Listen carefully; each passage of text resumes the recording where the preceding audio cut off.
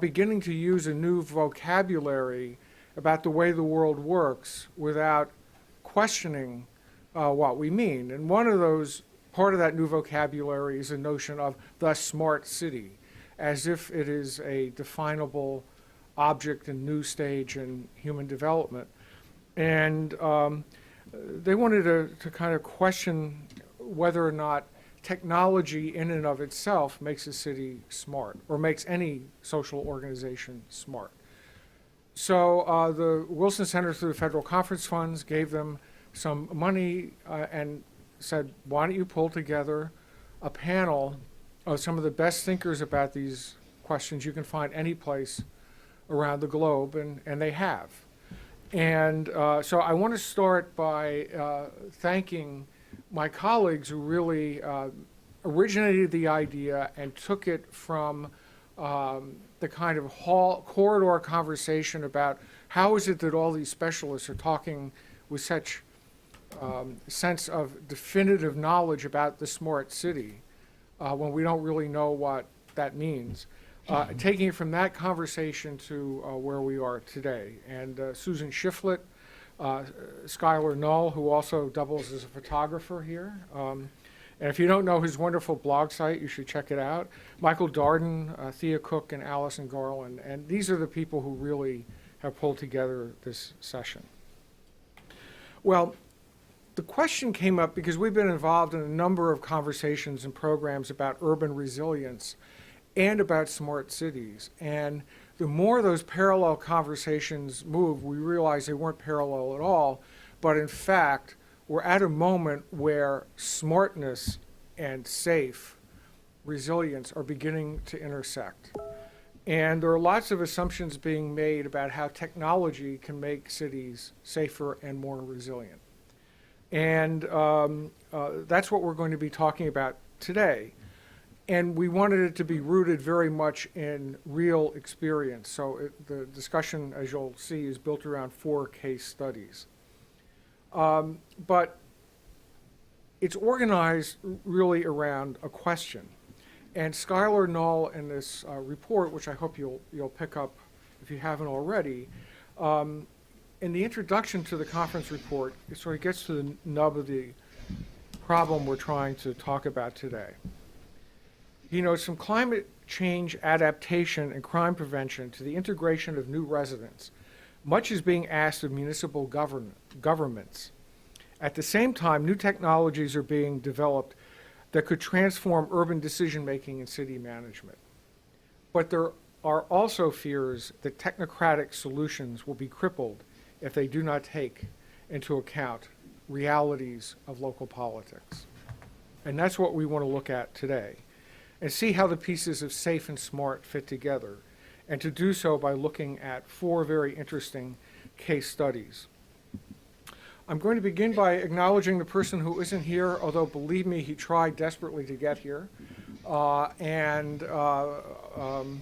guess it's a sign of urban smartness that Ramakrishnan Morden, Executive Director for Smarter Cities for IBM South Asia, is able to join us. And indeed, the technology works better than airplanes. So we're glad, and we thank him very much for trying to get here and for agreeing to join us through the screen. I also want to mention Jianming Chai, who comes to us from the Chinese Academy of Sciences, who also traveled a long way. His airplane at least took off, so that's a good sign. And he may be suffering from jet lag, but he's here, and we want to welcome him. Thank you. Philip Young joins us from Brazil. He's the founder of Urbem, a dew tank, which is interesting because we're beginning to talk about dew tanks here too, so maybe we're learning from the Brazilians. But I want to emphasize, I'm not going to tell everybody's bio because you have them, but I just want to emphasize one aspect of his career that I think deserves recognition. He's a concert pianist, and he premiered as a soloist with the Sao Paulo State Symphony Orchestra. And we don't have too many speakers here. We've had a few, but not too many speakers who can say that. But I don't think we've had any speakers who can say what Alexandros Washburn can say. which is he worked on this building, and he worked on this space. So if you have any complaints about how the building functions, you might ask him. He did so when he was a staffer for Senator Daniel Patrick Moynihan, and we were just chatting about this because Senator Moynihan's last office is one floor down, and Senator Moynihan was a patron saint of the Wilson Center, and he also was a very smart thinker about cities. So it's really great to have you here, Alex, and also, in a way, the spirit of Senator Moynihan, who really, I won't get into a long history of the Woodrow Wilson Center, but the two critical founders in 1968 were Hubert Humphrey and Daniel Patrick Moynihan. And it was their vision to make a living memorial that gets us all here today. So welcome. And now I'll turn the floor over to my colleague, Allison Garland. And Allison, it's all yours. Thank you. I also just want to thank my partners in this effort, Sky, Susan, Michael, and Thea, and I just say how much I really enjoyed working with them and working across programs to plan this seminar and work on the publication. Like Blair said, we looked at many different definitions of a smart city, and the definition that I really like is what Alex wrote in his essay. A smart city is one that makes better choices. So for this publication and this seminar, we were looking at case studies, and we were asking the participants to reflect on smart city solutions for the challenges facing the urban areas where they live. In the case of New York, the challenge is building disaster resilience with technologies to enhance participation and decision-making that can close the gap between citizens and their government. In the case of Ahmedabad, it's smart mobility, linking physical infrastructure with digital infrastructure with the BRT system, with implications for traffic, safety, and the environment. In Sao Paulo, it's addressing social cohesion through spatial reorganization and smart growth focusing on the city core. And then finally, in the case of Beijing, it's addressing food security using new technologies to support urban agriculture. We're really happy to have all of our speakers today, and I'd like to go ahead and get started with Alex Washburn. Okay. All right. Thank you very much, everyone. It's really a pleasure and honor, and and a little bit nostalgic to be here. Yes, I was very lucky to work for Senator Moynihan. He's the only senator to have an architect on personal staff. And even though I was his advisor on environment and public works, I was the one getting the advice. And really, my time here in the mid-90s was the most amazing seminar on city building that anyone could ever have. And a lot of what he taught me, I put in a book that came out just last year called The Nature of Urban Design, and it's dedicated to him. And really, if cities were as smart as Senator Moynihan, you wouldn't need this panel. But he did teach me that nothing happens without an alignment of politics, finance, and design in a city. And I went from working for him in the federal government to starting something called the Penn Station Redevelopment Corporation to try to get Penn Station in New York improved, working for the state.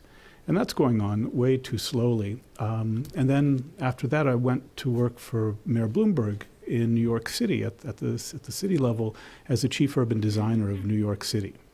So I've gotten a chance to see government at all three levels and see decision-making at all three levels, and most tortuously when those three levels have to come to agreement and interact. So everything that I think of in terms of smartness has to do with how do you make a choice.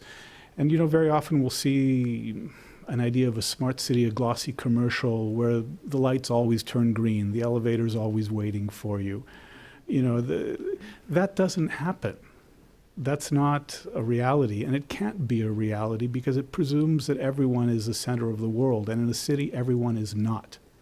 A city is its citizens, and it is precisely because we are all equal that we enjoy living in cities, and we improve by being in cities. So I think the notion of smart cities should get away a bit from gadgetry and instead go towards governance. And now let me put this in the context of what I do right now. After Mayor Bloomberg left, I decided also to leave from being employed in New York City, and now I'm a professor at something called the Stevens Institute of Technology. And there I'm a joint appointment between the traditional School of Engineering, but also the School of Systems and Enterprises, which is systems engineering. It's how multiple pieces work together using the fastest computer algorithms, using agent-based models. It's really kind of cutting edge. I'm not that edge. My colleagues are the brilliant professors who come up with these algorithms. But what it does is that through the use of these technologies, you start moving decision-making up the chain of complexity to the point where you're using smart technology not to control a device, but to control a system. And here we approach a very important threshold, because to control a device is technology, but to control a city is politics, right? And Senator Moynihan's mentor was John F. Kennedy, who said, to govern is to choose. So we are facing very soon a decision where we can use smart technology to help us make decisions faster, but we can't ever afford to close the loop. You know, smart technology, part of it is to sense. You know, for instance, at Stevens, we have sensors all over New York Harbor, so we know all about the hydrodynamics of the way the winds interact with the waters, and particularly in our case, we do this for storm surge because we're worried about flooding.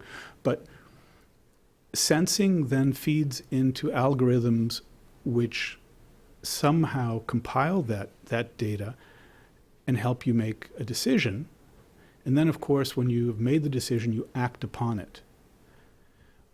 I'm hoping that we can use smart technology, yes, to sense and gather better data, use that to aid us in making decisions, but to carry out those decisions requires our active participation. I want us, the city, the citizens, to be involved in that action. So for me, smart technology is very seductive, because I feel it can speed up a decision-making process in government to accomplish things that a city needs. In terms of what a city needs, well, for New York right now, we need protection from storm surge. So, you know, you all know Hurricane Sandy hit New York a couple years ago. Well, I was chief urban designer then, but I was also living in Red Hook, Brooklyn, and my house was flooded.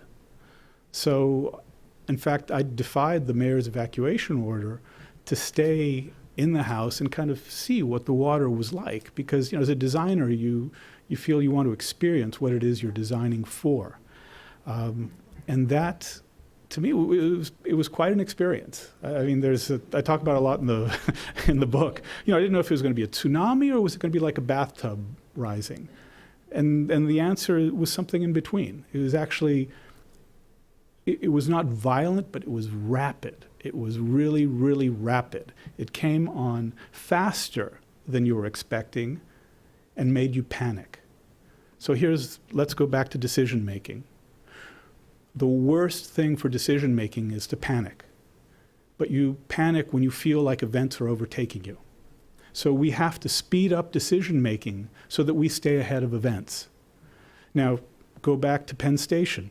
That chance I had to work for Senator Moynihan at the state level, trying to get the city, the state, and the federal government to agree on funding for a new train station for New York City.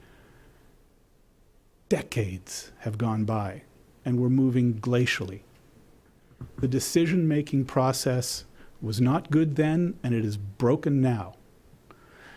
And with the increase in climate change and the level at which the sea is rising and the degree to which storms are happening more and more frequently, we don't have time in our current decision-making process to decide and prepare for these events. Our process, you can read about it a little bit in the paper we put out there in New York, is called ULURP, the Uniform Land Use Review Process. It's a great process. It's actually the offshoot of the Robert Moses versus Jane Jacob battles in the 1960s about whether or not to build a highway across lower Manhattan. Good process. Input from above, input from below. You change. Nothing is the same that starts in the process as it comes out. So public input is there. But if you add the time beforehand in preparation and the time after for court challenge, it can be a decade before you know you need to do something and you actually can do it. That has to change, but I don't want to get rid of the public process. I'm hoping that if smart technology can be useful for us, it'll be something that will let us sense better, visualize better, in a way that every citizen can participate in this process, put their point of view, but maybe we can decide in weeks rather than years, and not be overtaken by events, and stay ahead of events, and have that confidence as a city and a body of citizens who all share in the values and hopes of their city, have that confidence to make the right decisions because we have the technology to support us. And that's, for me, smart cities. They're ones that make better decisions. Thank you. Okay, thanks very much. Okay, and now we'll hear from Philip Yang. Can I use the podium? Mhm.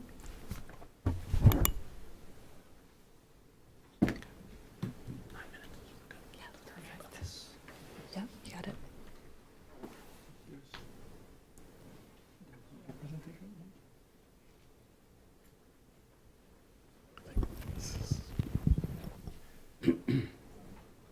Good afternoon. It's a great pleasure to be here. Thank you, everybody, for coming.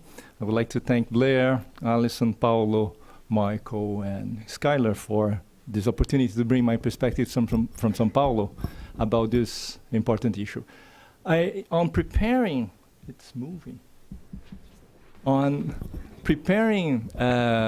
my presentation, I really tried to pay attention to the question mark.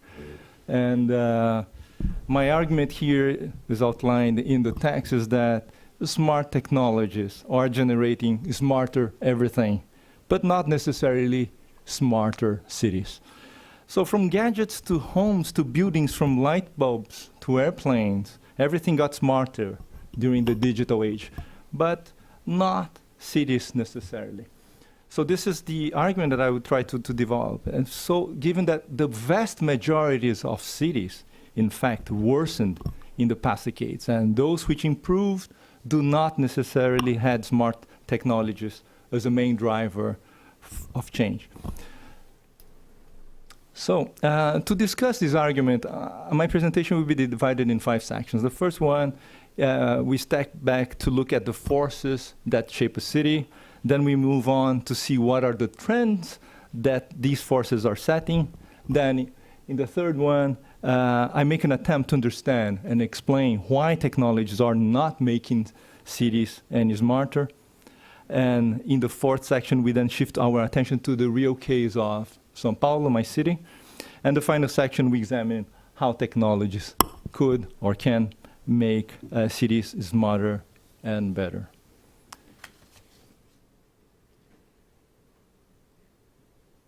So if we see cities as an agglomeration of people that occupy a certain space, that produce value in the form of goods and services, and that exchange these exchange these values both internally and externally, perhaps we will agree that population, territory, production, and exchange patterns are fundamental forces that are shaping a city. So these forces are not static, and they are continuously defining trends that are affecting the way cities are built. So as we all know, global urban population is growing at a very fast pace. Those are UN figures known to everybody. Since 2008, the population in urban centers is bigger than the rural population. By 2050, we will be 6 billion people living in cities, and by 2100, still according to UN, we will be 10 billion people living in cities, and this urban population will account for over 90% of the total population.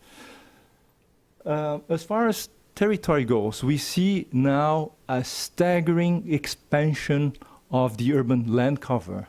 According to a recent study that was released by the Strongman Forum and was published by the MIT Press this year, more urban land will be developed in the first 3 decades of the 21st century than in the rest of the history of mankind until 2000. That's a staggering figure. So urban population is growing, and urban territories are also growing, but territorial growth rates are much higher than population growth rates.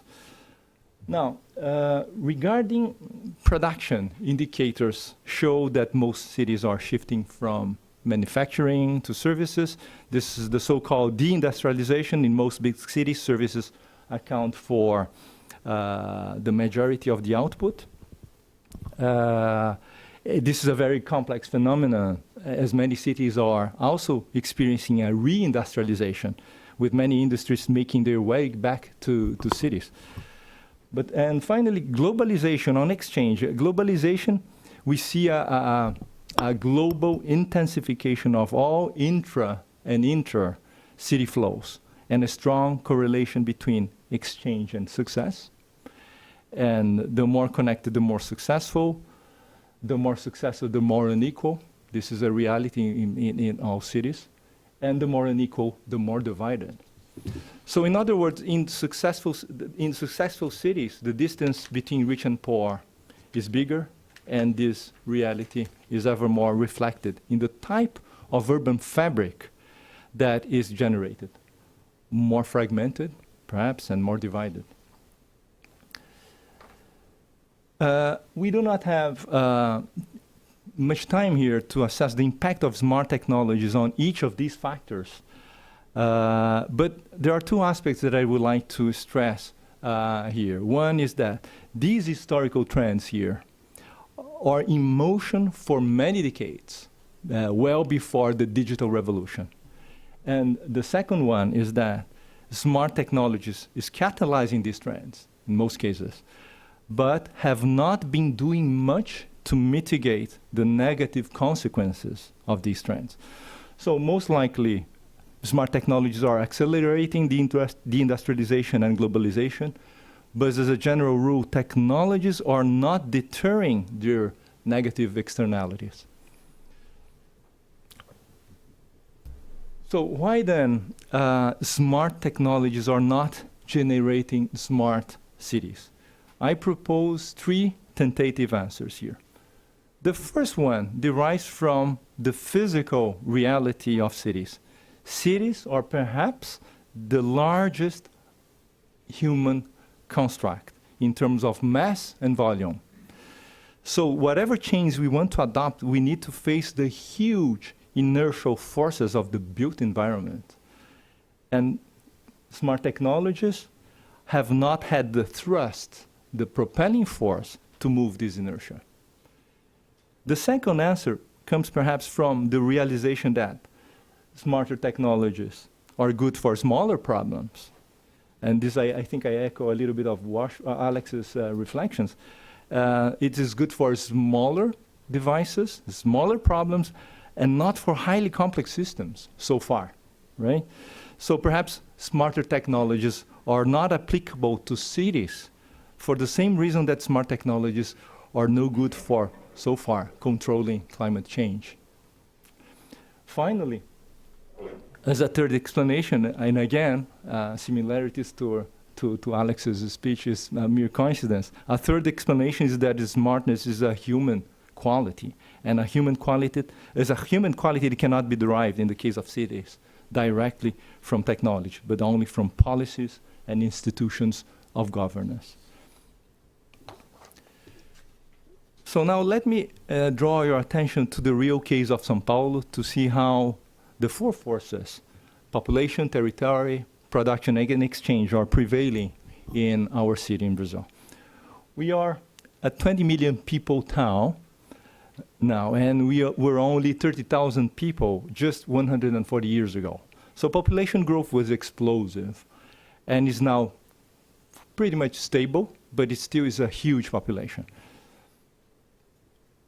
As a spatial unit, São Paulo has three intertwined layers. We have São Paulo city at the core, a core that accounts for 10% of Brazil's GDP.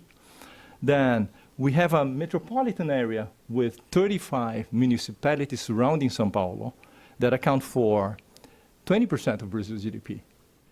And then we have a macro metropolitan area with 173 municipalities highly integrated to the core within a radius of 100 kilometers or so from the center of São Paulo. And this core accounts for then 30% of Brazil's GDP. So by any measure of the exchanges, it is a unit, this micro-metropolitan area. And again, most of the output comes from the service sectors. And if we take the measures of exchanges that are taking place in the city, we are certainly the most globalized city in Brazil, and also the one which is the most unequal. So these 5 or 6 pictures give you a glimpse of how São Paulo, some of São Paulo central areas look like. These are very central areas within a radius of 2 miles from our ground zero. Density is very low. Industrial activity is no longer there, but the territory is frozen as a result of outdated zoning laws. And this is precisely a showcase of what is not a territorially smart city. We could coin perhaps a term for São Paulo, not a smart city, perhaps a dumb city or a stupid city. So this is how it looks from the ground now. And there's a rail line, you have slums on one side, perhaps the picture is not very clear with the contrast, and the side you have walls. And this is what a city could be when it becomes a spatially smarter city, with higher density, that would mix housing with work, with retail, with services, larger sidewalks. Vast areas of the center of the city is like this.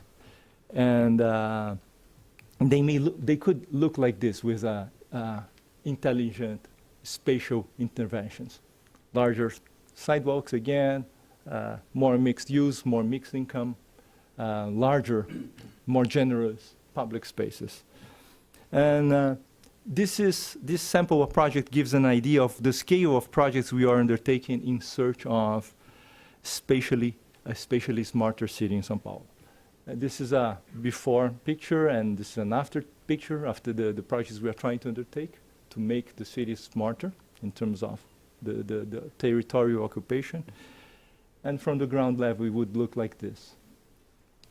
So, basically, we try to follow these 3 principles for making a smarter urban fabric. More mixed-use areas with projects that combine housing with offices, retail, services, and public spaces. More mixed-income areas with projects that integrate different income brackets, so as to avoid the formation of ghettos of poor and ghettos of rich. And we try to promote projects as close as possible to existing infrastructure so as to make the city more walkable. So now let me conclude by indicating potential areas in which technologies perhaps could foster spatially smarter cities. In the economic realm, perhaps technologies could help to shift work from traditional workplaces to homes. Technologies perhaps could also further help to make industries cleaner. Technologies could make industries smaller without efficiency losses, descaling. All these changes could spur a different spatial distribution of functions of a city. On the civic realm, technologies could provide the general public with better design and visualization tools that will empower people for thinking better and participating more actively in decision-making processes of a city. On the political realm, perhaps technology may offer command and control tools that will help cities adopt better zoning and planning decisions and become better managed and better governed. And finally, on the theoretical realm, this is very futuristic, but perhaps technologies will help us conceive an urban model that will define the right scale on the political and economic units that may be ruled as a city. So as urban societies, we emerged from villages to cities, and then from city-states to empires, and then more recently, in some cases, we receded from empires to nation-states, and now to metropolitan areas, which are actually the core of globalization. It's not, empires are not the core of globalization, but the cities are. So perhaps this is a dynamic process, and perhaps technology in the future could help us model the new ideal boundaries of the new polis. I leave you with these few thoughts, and thank you very much for your attention again.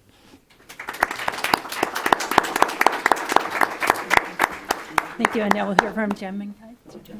Too much brandy? That's good. That's good.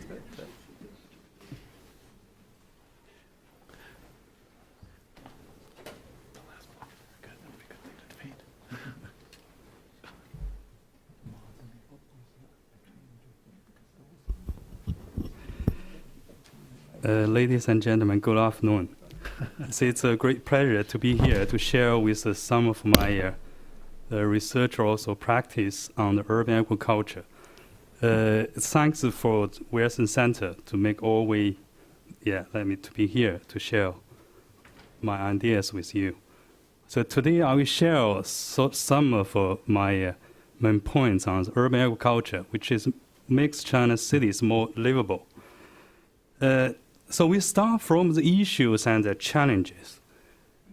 As you know, over 1,000 years in long histories in China, this is dominated by the rural society. But by 2011, China officially becomes an urban society, which is a urban population. For the first time, is supposed is the rural population.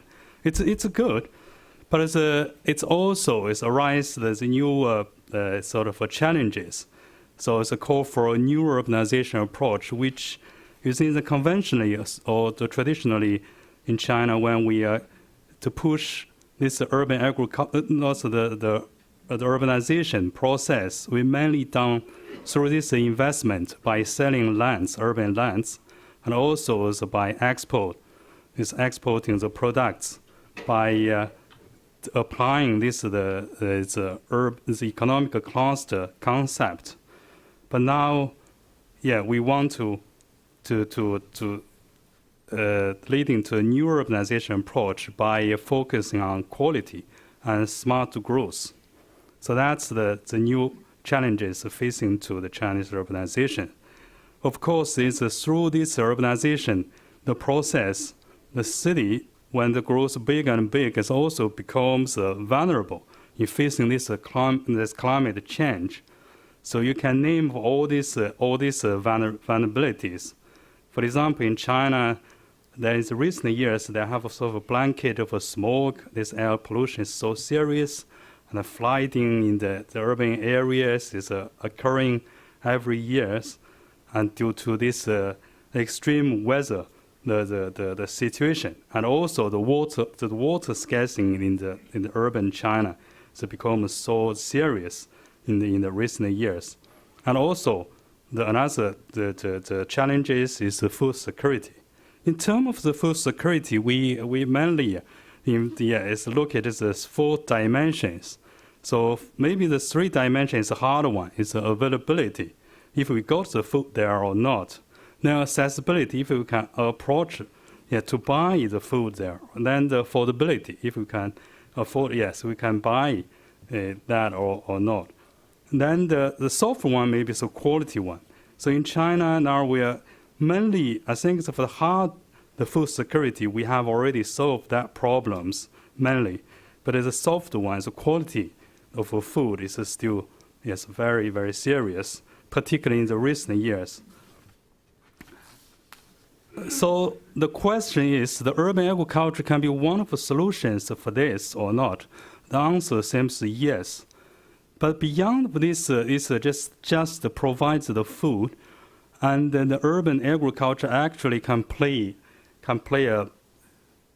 much more the roles in the achieving these resilient cities. Then the urban agriculture can be a means to integrate the urban and the rural and sort of push this smart growth approach. You look at the urban agriculture practice in China, we can see that the urban agriculture can play a big role even in agriculture production. So we look at the 35 largest cities in China in terms of their vegetable, fruits, meat, eggs, milk, and agri-quality products. When you compare with the land, the farmland, and also there's the land, the proportions, you can see they're accounting for more than the China as a whole. So that means that actually the urban areas produce more the foods for the city. So the China, of course, feeds more than 20% of the population, and by farming less than 12% of the world farmland. So this is the miracle, but of which the urban area actually play a big role in that. So beyond this, the production, actually the urban agriculture plays much more roles that we call the multifunction roles. We can look at the ecological and the social and the production, the practice. So here is this list some of the roles the urban agriculture can play with, can play. So for example, in this ecological way, the greening and the recreational services and improve urban the climate, then this kind of the roles that the agriculture can play. Now let's look at the examples in Beijing. Beijing may set up a good example to look at the urban agriculture's contribution to this resilient or smart urban growth. So since 1950s, Beijing has done already the 6th version of the urban planning, but this is the latest one. It's done by in 2004. In this planning, actually, their focus are more on this sort of economic cluster. So it's try to concentrate the manufacturing and all this production into the east side of the city and the west side, which is mountainous areas. So they try to concentrate on this agriculture and also ecological protections. So it's through this land use. By the way, the Beijing, there's a population is 23 million right now, and also the land is something. The one is 17,000 square kilometers. It's the largest cities. So they try to be the world city. It's through this it's a new version of the urban planning. But in terms of the agriculture, so they have this new plan. So they have divided spatially the urban into the 5 zones for urban agriculture, which is in inner urban course is mainly focused on this convention and exhibition for the agricultural products. For example, in the outer suburban plains is mainly focused on this large scale, the modern agriculture. Then in the mountainous areas, focus of course is ecological by planting the fruits, trees, and all these kind of things. The out of the Beijing, they try to promote this regional cooperation with the other regions to try to solve the food security problem during the off-seasonal. For example, in the winter, the Beijing cannot produce enough vegetables, so that's In that case, they need to export the vegetable from south part of China. Facilitating this kind of planning, so the Beijing launched a sort of so-called the 2-to-1 the program, which is a long-term program. The first two it means this understanding the resources and the market demands.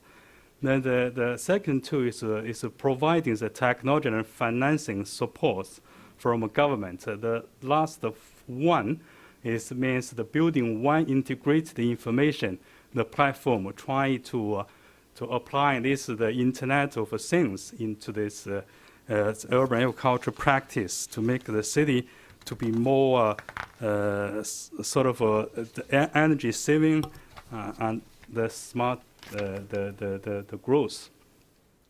So in terms of the urban agriculture typologies, actually there's a lot, but here there's a point of 4 main typologies.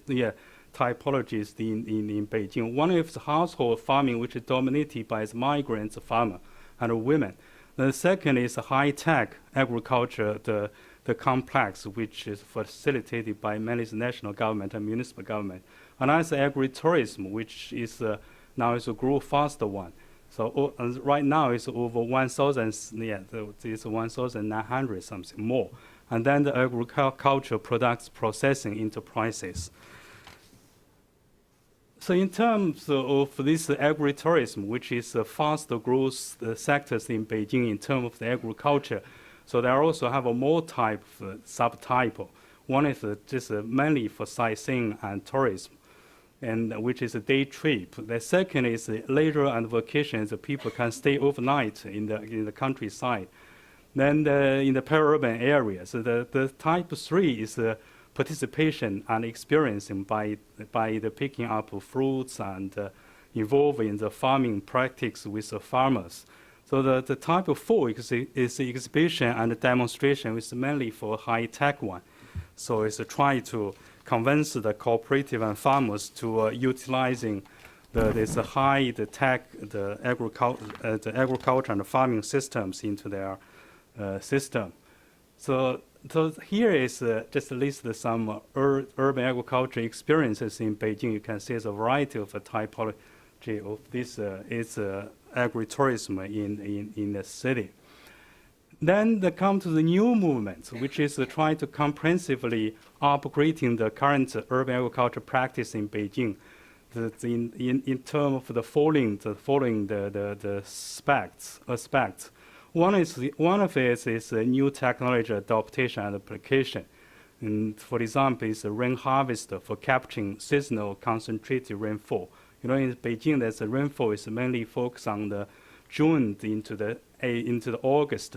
So there's a need to be the harvest for the other seasons. Then the dripping irrigation for effective water uses, and as also, of course, it's also IoT for promoting the agri-logistic and more, the greenhouse for off-seasonal vegetable and high productions. Then the different type for the vertical farming is also now it's experimental in Beijing that's try to enhance the production within this green household. So the variety of the type of this things. Then by introducing these newer the irrigation systems, the Beijing's now try to restore its rice farming in the western Beijing, which is used to be the rural families to planting the rice and eating and supplying the rural family. But now it's very famous, the brand of the rice. But during the Olympic Games, because Beijing saw scales of the water, so they just cut off this kind of practice. But now they try to restore it, not just for rice production, but also for ecologic the purpose as the wetland. Another is, of course, is agriculture, is agritourism, the concept. Another movement is just including this green food productions, and so it use more of green fertilizer and pesticides, etc. And another is, of course, is a sort of spatial restructuring. It's a man planted the plant forest now in Beijing is trying to combat this air pollutions. So the 600 hectare of the the forestry will be planted in the surrounding, in the inner Beijing sort of a belt, as a belt. Then the agri-parks, of course, they want to do the assessment and improvement. And then the fourth one is organization reforms that try to promote this cooperative for catching this scale of economy and more. Of course, you know in China, this in the past, mainly the family responsible systems, that each family have their own land, which is a very small piece of land, cannot have a high production. Another one is institutional reform that try to integrate this top-down process with the bottom-up process. One of the examples is this one, is the One River 10 agri-parks, which in the Sijiqing town, in the Haidian district. They try to, so this is the 10 parks used to be a sort of a bottom-up process, which is done by the farmers, called the villages and also the farmers. They now try to set up the new commission to look after all this, the 10 parks into one system, so the people can have more these accessibilities and these activities. So here is, they make all these plannings to do. So the conclusion is that how China manages the next wave of urbanization will be an important test for the country, whose food and water and other nature resources are already strengthened to the breaking point. The urban agriculture addresses each of these problems and deserves permanent places in the urban planning. But this is not the end. So when we look at the cases in China, actually it's upscaling for this urban agriculture practice. So Beijing is not lonely. And so you can see that each city, actually a large city particularly in China, has their own innovative approaches and practices. So here let's show some examples. For example, in Shanghai, there's a Sunqiao high-tech agri-development zones. So there's try to play these roles to educate kids to know more about agriculture. Then this is the toll lines in the 5 flowers agri-parks in Chengdu. So they try to create it's a 5 type of flowers in the wonderful villages, so they can promote the agri-tourism. This one is in Nanjing that have an agri-colony, sort of birds views. So they collective all kinds of the agricultural products in the peri-urban areas to show to the citizens. So this here is the parks in citizens, so people can come there to see what kind of the best food produced in their cities, so they can buy that city the products later. So here is the rooftop agri practice in Shaoxing city, in the Zhejiang province. Actually, the interesting thing is that by these new technologies, they are produce the more food actually is the rooftop than the farmland. So which in that case they get the golden prizes in the Shanghai World Expo in 22. Yeah, that's about what I want to share right now. Thank you.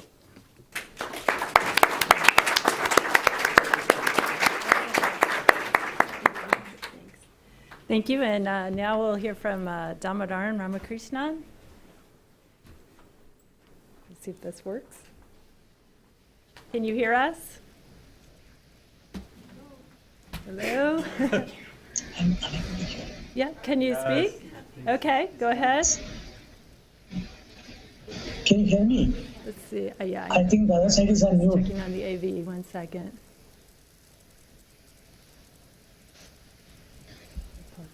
I'm just not able to hear anything there.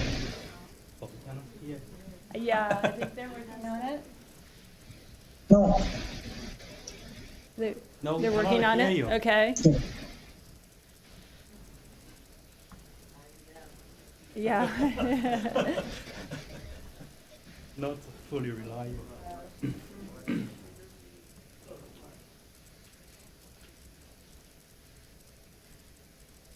Let's give it. Did you give it a minute? Or It's fine, but I am not able to hear can you. you try again? Try again. Try to speak? Am I audible? No. Am I audible? Okay. Okay. All right, well, why don't, I'm just not able to hear anything that's said. there we go. Okay. We heard you. Can you hear? Yes, we hear you. Can you hear me? Yes, that's perfect. Can you hear me? Yes. Can you hear us? Can you hear me? Yeah. Okay. I'm just not able to hear the other side. Someone put me on mute. If it's okay with you, I will continue. Is that fine? Yes, please speak into your microphone Okay, so we can all right. hear you. Okay. Okay. This is very difficult. I can't hear anything that's said. Good afternoon to all of you. My apologies for not being able to make it personally due to my health. And I'm glad that I'm able to talk to you even through video conferencing. Chart number 2, please. Okay. The global economy is changing. This data is something that all of you must have seen this. Even after 2 centuries, from 1820 to 2050, after 2 centuries, I think what is really coming out clearly is China and India were contributing almost 45% of the global economy. Now it's almost coming to the same level in 2050 according to this data. So the top 10 economies of the world has changed dramatically in the last 2 centuries. Next chart, please. Next chart, please. So this data is something that you will be familiar with. Very rapid. No, one chart back. Okay. Go back and thank you. Yeah. 590 million people will be living in cities in India. This is, if you compare 67 years back when India attained independence, we had less than 25% of the Indian population was living in the urban. It was a rural economy. And urbanization is happening very rapidly from rural to urban. Almost like 300,000 people are moving from rural areas. And when we talk about the 68 cities which will have 1 million plus population by 2030, it is not all that difficult to imagine, as today you've got 46 cities with million plus population. And this urban population, which is going to be roughly 40% of the overall population, is going to contribute 70% of the GDP. Okay, so let me move on to the next chart. Here, I captured the urbanization rate and total population in million. Between 2008 and 2030, 250 million population is going to get added the next 20 years. The challenge is going to be, how are we going to cope up with this level of urbanization? Okay, as I mentioned, 40% of the urban population will contribute 70% of GDP. So we have to do something about it. We can't leave them behind. Next chart, please. So this is going to put a tremendous pressure on the India's infrastructure challenges. So you can see some of the infrastructure challenges it's going to put on the number of teachers in the education sector, and the millions of hospital beds required in the healthcare sector. And of course, traffic is going to be the biggest concern here, and energy and water. In every area, this urbanization is going to put tremendous pressure on us. Next chart, please. So this, like any other country, in India as well, this kind of urbanization is going to put pressure on the limited resources, and there's going to be poverty is going to be concentrated, and it's going to certainly create a sustainability challenges, and on top of it all, it will add to traffic congestion and pollution. So move to the next chart, please. So this is important. I mentioned in the beginning, first chart, we need $1.2 trillion to address the urbanization challenge. So Indian planners recently had conducted a study and they identified very specific areas where we want to spend this $1 trillion. And they identified areas like urban roads, transportation, renewable energy, and so on and so forth. Here they've captured only $780 billion of investment. This is a projection of how much investment required in all these places.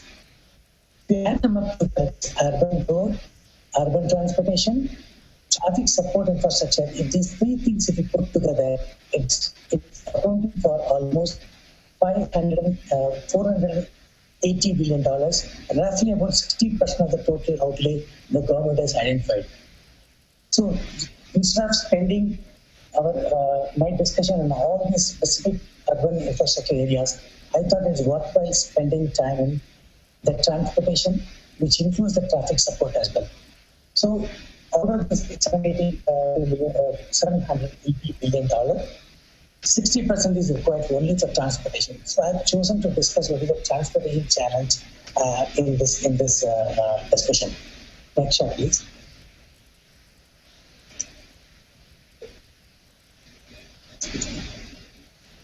If you look at the overall growth in freight volume in India, it's almost 9.1%.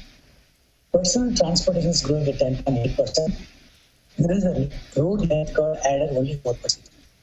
Look at the graph there. Overall, the vehicles got added to the roads have increased. But what is really added is only two-wheelers and cars.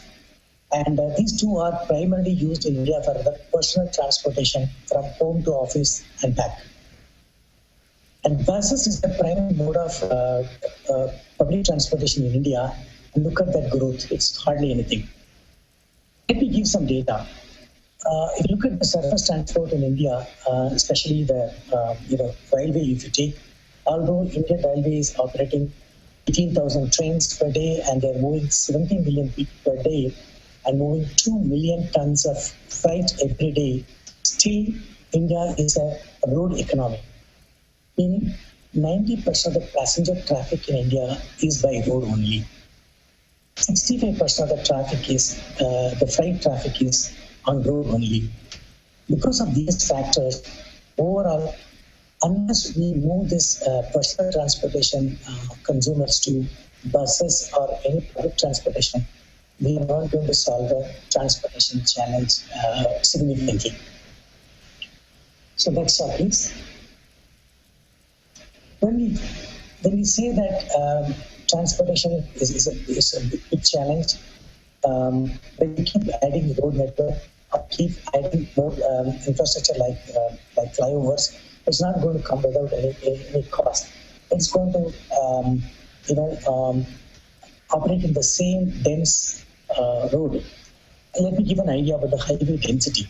In India, 0.66 kilometer is the highway per square kilometer of area in India, which is comparable to the US, where 0.65 kilometer highway network is there for every square kilometer. So that is comparable. What more can we do to ease the congestion?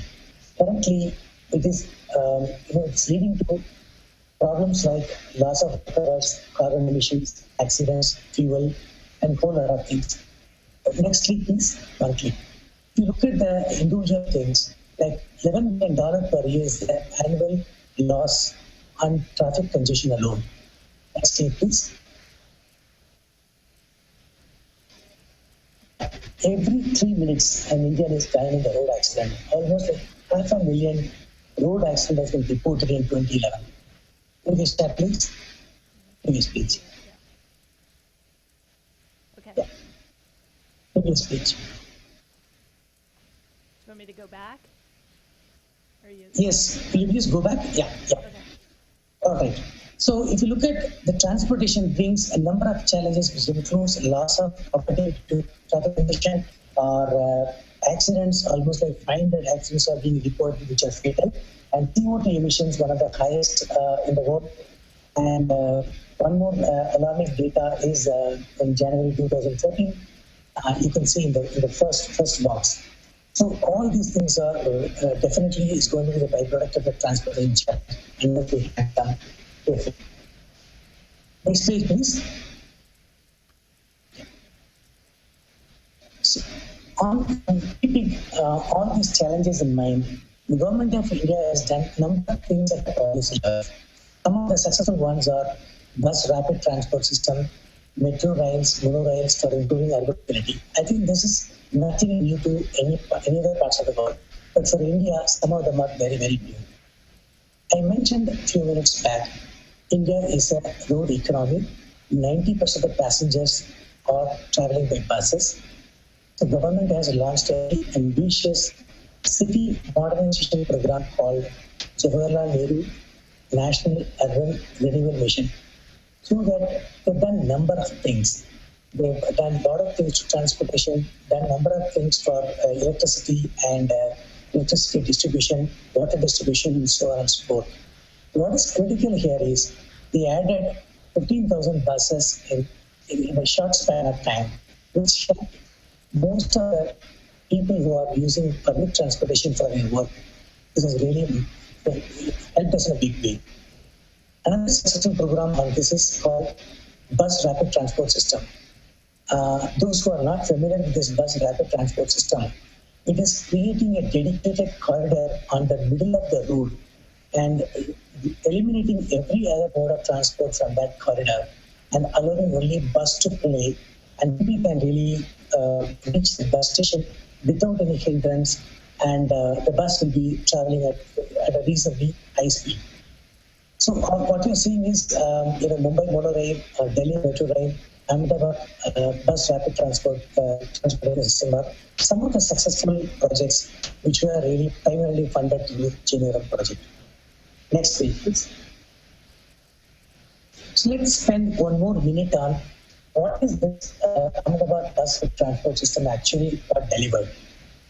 First of all, as I mentioned, this is to move the commuters from home to work on a daily basis instead of going by the personal transportation. They can take this bus transportation because this first of all uses a number of technology elements, which includes vehicle location system or vehicle scheduling, fleet management, whole lot of the first time that government has used all these technologies to facilitate the passenger transit. This got launched in 2009 by Mr. Narendra Modi, who is our current Prime Minister. He was then the Chief Minister of Gujarat State, and this is where this project was launched. Next page, please. What does it deliver to the city and to the public? First of all, this is the passenger traffic jumped by 600% per day. Meaning for 18,000 people per day, 130,000 people moved to the bus in one small city. This removed almost removed number of two-wheelers and three-wheelers which would be used by people to go to office, and motorized vehicles, and auto rickshaws. Whole lot of these are all low-cost two and three-wheel vehicles for people to commute between office and home. So this has completely eliminated that. And key thing is that this helped people the buses to give a guarantee of 95% of departures on time and 65% of arrivals on time. In the developed world, 65% of arrivals on time may not mean much. But imagine a bus which is going on the road, which used to really share the same road infrastructure with other multimodal vehicles, where the departure time can be guaranteed, but arrival time will be impacted by several factors. As I said, even 65% of arrival itself was something great. Average travel speed within the urban it increased from 18 kilometers per hour to 24 kilometers per hour, which is significant improvement. And other benefits were like air pollution has declined, and because it is running on a compressed natural gas, and accident rates were much, much lower. Okay, And as expected, this Ahmedabad BRTS got a number of awards, including some national as well as international awards. Next page, please. And this is my last slide. I want to discuss about, what is if I have to summarize, what is our recommendation to the government? So far, the government has used the funding given to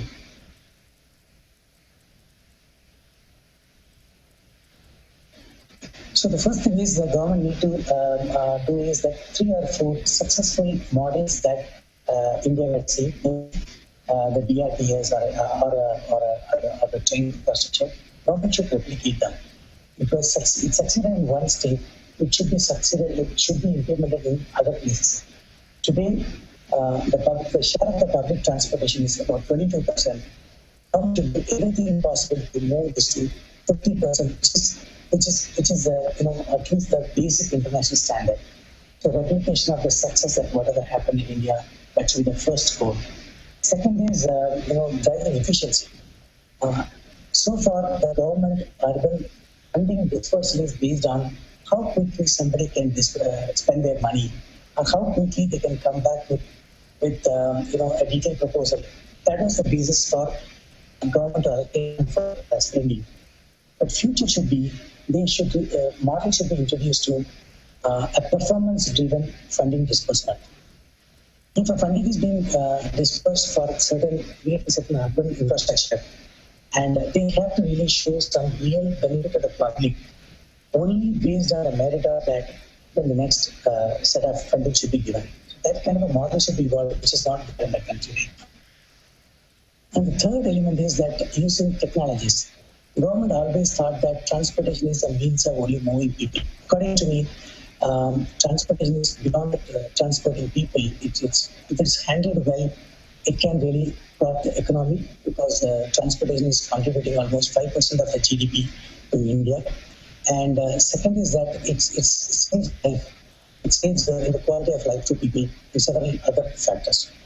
So they have to use some technology, and this is where IBM helped in Ahmedabad BRTS by providing the right technology to integrate all their digital instrumentation and the control center, and help them to predict the demand in real-time basis and optimize the supply and leverage mobility for updating the passengers. So all these areas where government has never spent money. They always thought that transportation means is a road infrastructure and the rolling stocks like train and bus.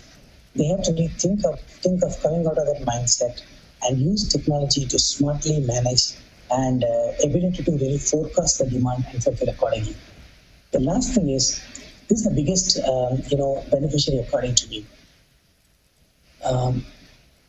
The big problem in in Indian urban infrastructure is that every city is being governed by, there is a mayor elected publicly, and there is a municipal commissioner, and there is a full structure below that. But there are about 30 departments out there in each city. Although they come under various agencies, about 14 agencies are managing them, they will never talk to each other. And investment made by one department can never be shared by another department. And for a country like India, we cannot afford to make continuous investments for various departments. So the key message here is that a common infrastructure, like to give an example, for a traffic management, you might require cameras and traffic command center. These investments can be used to monitor, accident detections, emergency response, or monitoring and sharing of suspicious activities which can help the law enforcement agencies. And maybe some of the water infrastructure and can also be monitored by these cameras when they are not being used to monitor the traffic. So primarily, any investment that is being made for any of the department, we should find a mechanism of being able to share with other departments. So these are the 4 critical policy recommendations at the high level. We believe that it can really help the government. Okay. So let me pause for a minute. It must have been very hard to follow over video.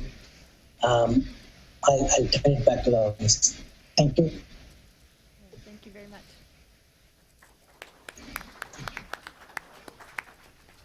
what we'd like to do now is open up the floor for questions for our panelists. We have a question right there in the middle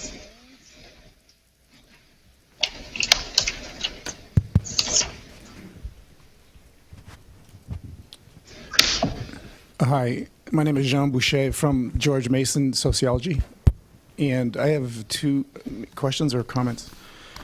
So first, for Alexandros, I'm kind of curious in the abstraction of climate change versus the concrete experience of climate change. So you wanted to stay in your house and experience the waves hitting your house, or however that was. So I'm curious, and this is speculative on your part, would this day be different if Sandy had hit Washington, D.C., as opposed to hitting New York? So is New York now, all prepared for the next thing, and D.C. is just sort of hadn't had the experience? So that's my first question. And this is for Philip. When you were putting your models of population, territory, production, I was waiting to see consumption and waste. Somehow, maybe in my mind, I'm thinking efficiency somehow. So I don't know if you could speak to that. Thanks. Go ahead. I think it's an excellent question about the resilience response. And New York's response is good. Of course, we're not prepared. If Sandy hit again, we're not ready yet. But it runs to a central question common to all stochastic phenomena is how are you going to convince people to spend money so that something won't happen? It's a communications issue as well as a complex systems issue. New York gets it because we got it. Right? We know the cost. So that's actually a central question for this new center we're setting up at Stevens called CRUX, Coastal Resilience and Urban Excellence. Is the ability to make this real to people. One of the tools we're going to use is some computer modeling, where we're going to make a very high resolution model of Hoboken, which is a city Stevens is on, which got very badly flooded, and using the Unity game engine and LiDAR scans of everything. And then we're going to actually show people, bring them down to ground level and say, like, this is what happens under this particular scenario. And of course, the multiple scenarios, because it's weather is stochastic. It's never deterministic. So you just have to run all these different scenarios and see how the physical forces hit the city, and then you can extrapolate from that into social forces and other ways of helping you prepare. But yeah, it's a central question, and it's one that we're going to be involved in full on now. Philip? Yes, thank you. On consumption and waste, I don't have in my memory the data. But our concern as an institution was basically to see the asymmetries, the spatial asymmetries that are defining the territory of the city. So in our case, the most of our projects were meant to try to have a better distribution of different functions.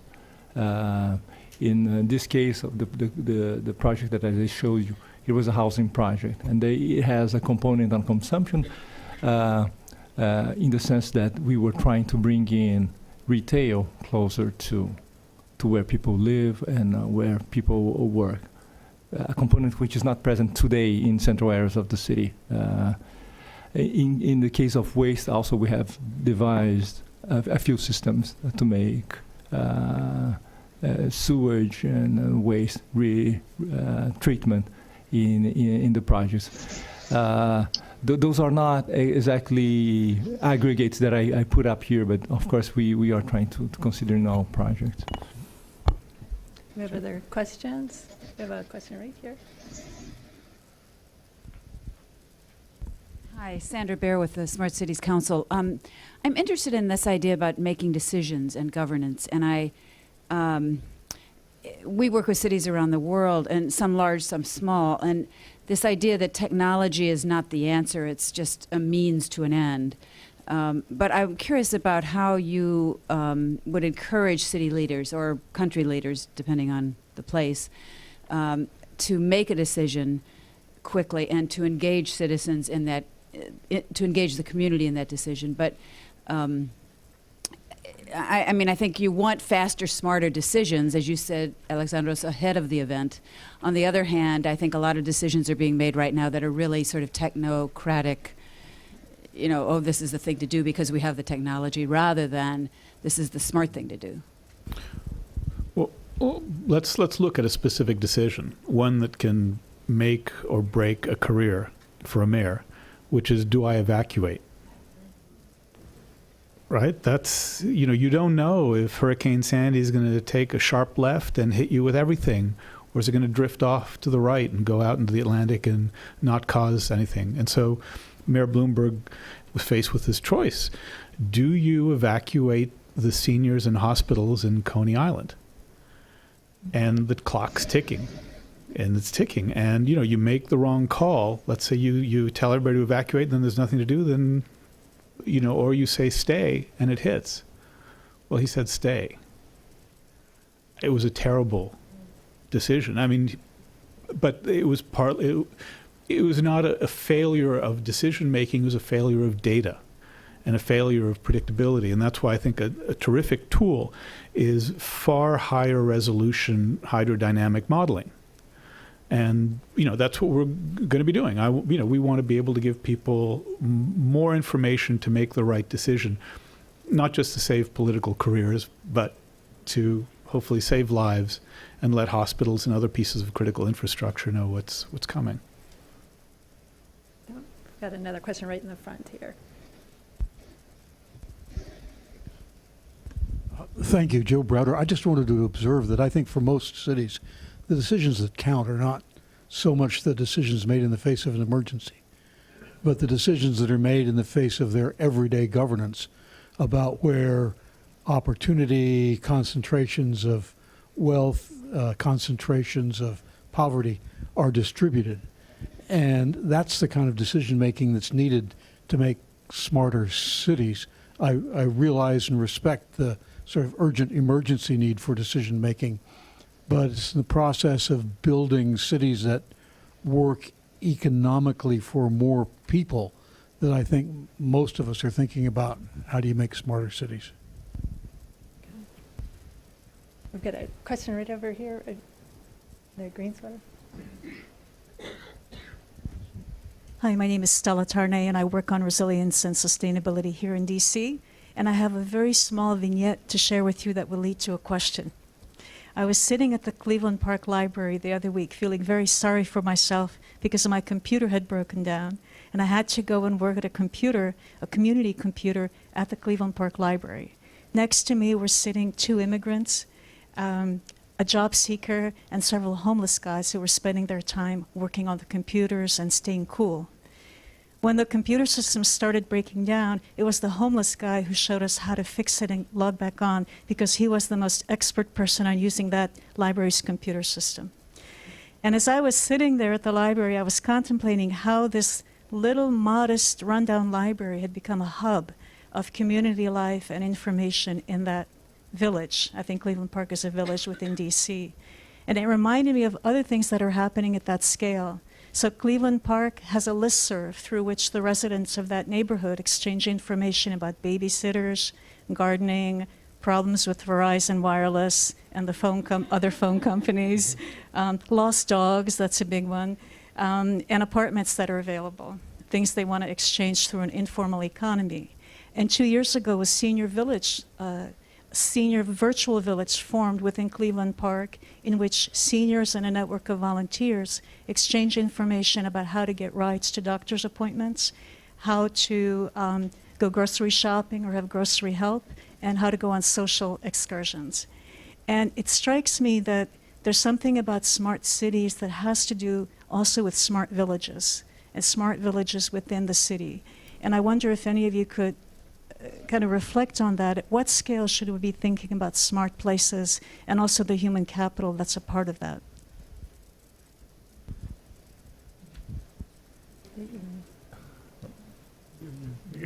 Oh, please, you go. The scale is it's a great question. I mean, technology very often in terms of social media is helpful because it is so scalable. But, you know, when I get back to Stevens, I've got to set out the I'm in charge of the Smart Hoboken program there. So there are a whole bunch of computer science students that are waiting for me to give functionality tasks for a Smart Hoboken app they're trying to build. So I'll think about those questions and maybe talk to you some more about figuring out what is the most helpful use of technology as a builder of community. Let me add a little bit of perspective from São Paulo. And it's just that, we are so much behind in terms of spatial organization. The scale is so big that my organization just trying to focus on large scale for these obvious reasons that if we do not take the chance of using these large areas which are vacant now, perhaps the market will take care of that in a very fragmented way and in an unregulated way, because the regulations that are in place right now are not adequate. So our thinking, and this is a view from perhaps which is equivalent to many developing or emerging countries, big cities, the quest for larger parcels of land, otherwise we will just lose the opportunity to redress these spatial problems that are large scale. Alex, before we go to another comment on that a little bit, because it's a very important point that he brings up, the spatial organization of cities. How do you change a city? As Washingtonians, we actually have been off the hook for this decision because of L'Enfant and the L'Enfant plan, right? We had a very, very comprehensive plan set out at the founding of the city that used the best minds in the world to set it up. Thomas Jefferson versus L'Enfant, with George Washington's input and the architect of the Capitol, Hoban, everybody was involved. This is a great plan. It set out our spatial character and spatial paradigm for who we want to be as a nation very well. But imagine you're not a de novo city, that you're a city that is there already, whether you're in India or Brazil or China or even any place in the US. What is the mechanism for physically changing your city? The political, financial design. It's very hard to move things in a city. A lot of the traffic problems that we're talking about that we need smart technology to solve could be solved if you could wave a magic wand and make the street 3 times wider and have enough room for buses and cars and bikes and pedestrians. But you can't really do that except through a very difficult process, which is different for every city and every culture. I think the only commonality it shares is the degree to which the top-down and the bottom-up talk and meet and come to a respectful decision that can be carried out. But what Philip is doing for Sao Paulo is unbelievably important and extremely difficult.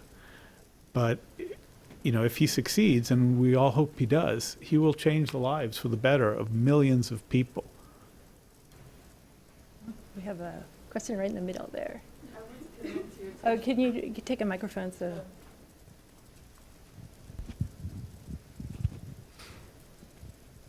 Claudia Ferris, PhD candidate, George Mason University, Public Policy. I want to commend to your attention the work of Elinor Ostrom. Are you familiar with it? She's a recent Nobelist, and the book I'm talking about in particular is Governing the Commons, and it's very much based on complexity theory. She doesn't say so, but it's very hierarchical, and it deals with the legitimacy of governance based on its evolution from the bottom up, and it's organized around functions, and it allocates to each level of government appropriate functions based on what could not be handled at the level below. I don't want to go into a summary of the book, but I do highly recommend it. It's excellent. Excellent, thank you. Okay, we've got in the back of the room right there. Passing.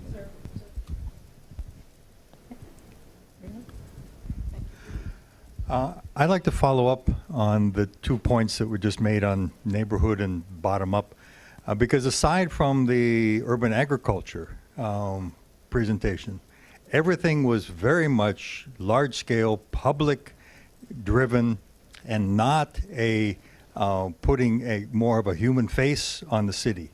And if you say that we have nothing to do with changing DC, how is it that in the last 10 years, the crime rate has dropped 50%, largely through individual decision-making on transforming the nature of neighborhoods that were failing and have now become more vital because individuals made a decision to invest in those areas. It wasn't the city that made those decisions. So I'd just like to ask, because I didn't hear much at all about the role of private sector, of public-private relationships to transform this. I heard primarily public-driven processes. So is there something that I missed in the orientation by the speakers? Thanks. Yeah, I think that was also one of the questions that I had. If you could maybe each talk about a little bit about where you see the private sector fitting into these smart city efforts. And I also think for the China case, it is interesting that what you talked about is a bottom-up approach that's being met by or reinforced by top-down policies. So sort of the interplay between the two, I think, is interesting. So maybe you could each would you like to talk about the Beijing case? Yes, in case of Beijing or other cities in China, actually the private sectors play more and more important roles in many ways, particularly in agriculture, because this originally is from bottom-up process. So now is a lot of sort of agri-enterprises that want to involve in. Then you can see there have a more influence in the decision maker to the mayor or to the professional, the department. So that change a lot of policies already. If you want to know more details, then I can bring you that kind of orientation. And maybe you want to talk about the private sector. Yes, let me explain a little bit the context in which we operate in São Paulo. You know, São Paulo, as you know, it's a huge metropolis, and in 100 years we had the birth, the apogee, how to say that, the climax of industrial activity, and in the past 3 decades we had very little industrial activity in the city, and in these 100 years, the economy moved so dynamically, but the regulatory framework was very slow. So the reason why we have such a frozen territory is because regulations did not move as fast as the economy. So one thing that we are doing in this process is trying to establish a partnership between government and the private sector to rebuild the city according to the new rules that we are trying to conceive. And also, because of this big gap prevailing in São Paulo, there's not much sense of belonging to the city. There's no love for the city. And this is something that the projects we are conceiving, we are trying to instill in people. A better urban landscape, better properties, better managed properties, so as to people begin to have a love for where they live, what they own. I don't know whether this addressed your question, but this is something which is not coming exactly from bottom up, but is from certain organizations that are trying to promote a big convergence.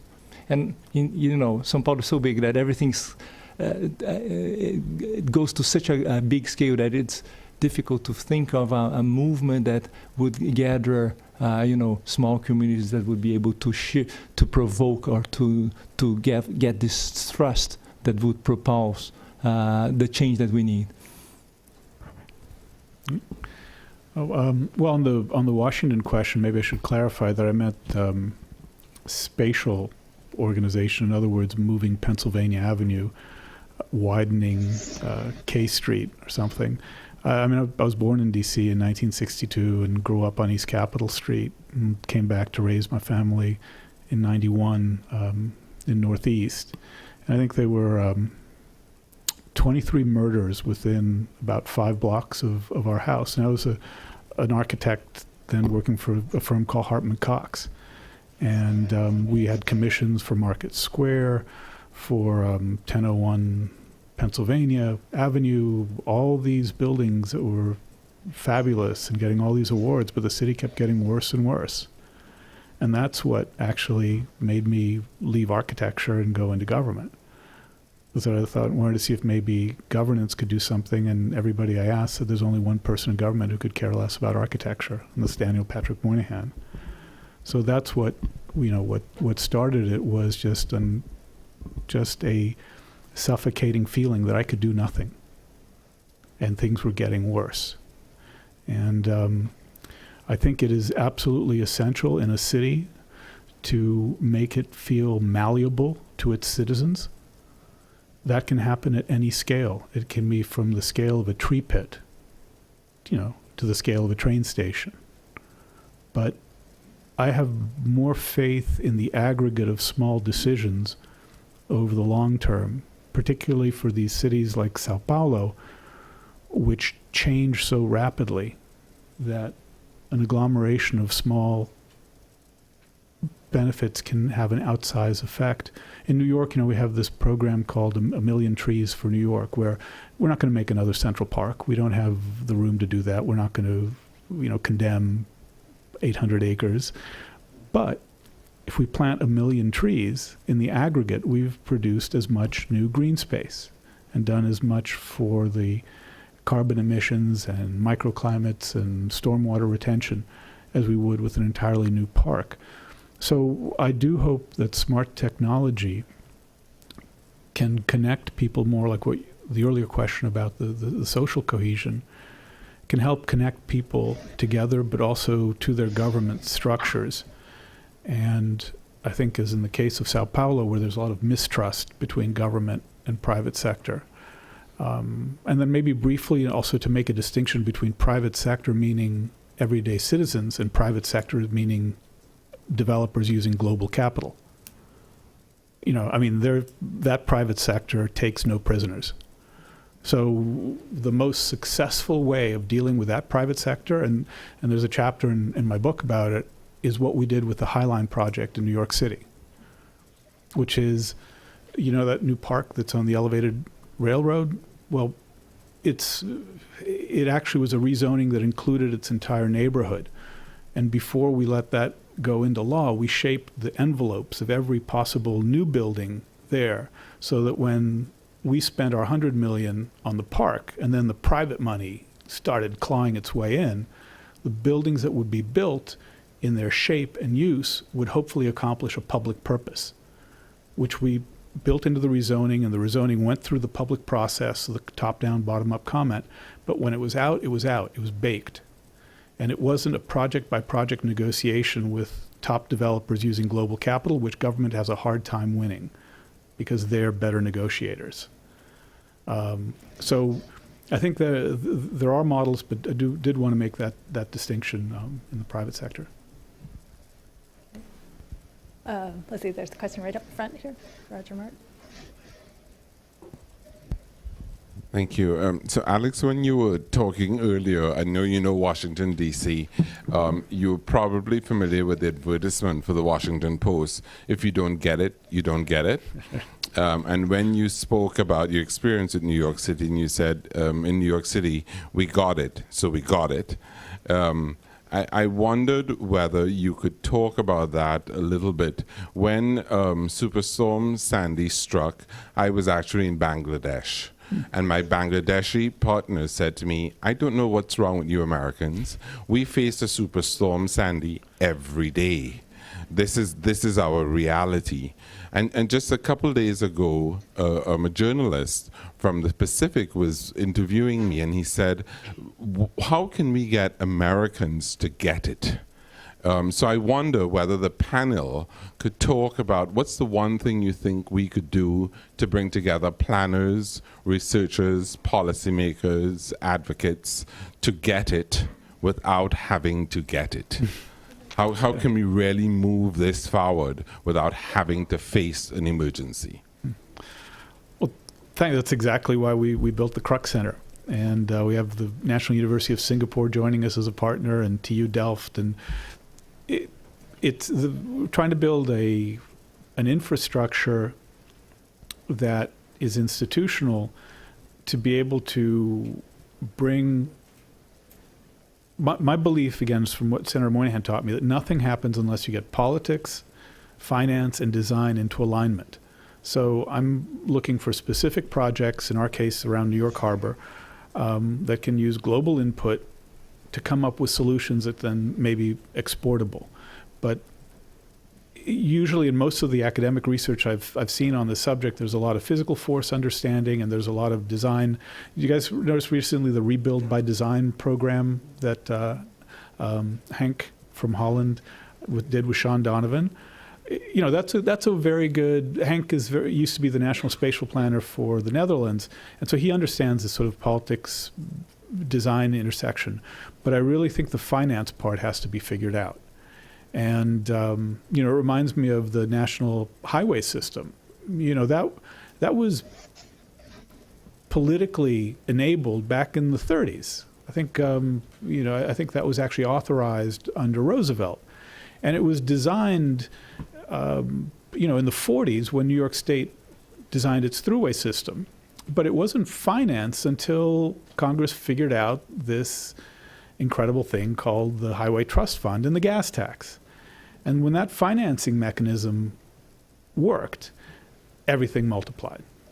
And you know, whether you're proponents of highways or I'm a bicycle commuter, I'm not a big I'm not a big car guy, but you know, that really shows to me the power of figuring out a financial model. Now, currently, of course, it's a victim of its model because people are driving less, gas taxes are going down, and yet the roads aren't being renewed. So that financial model is not working now, but it did to build the system. So we have to find some kind of financial model, and my guess is that it's going to be tied to insurance that will let us capture the value of avoiding hundreds of billions in disaster by spending tens of billions now.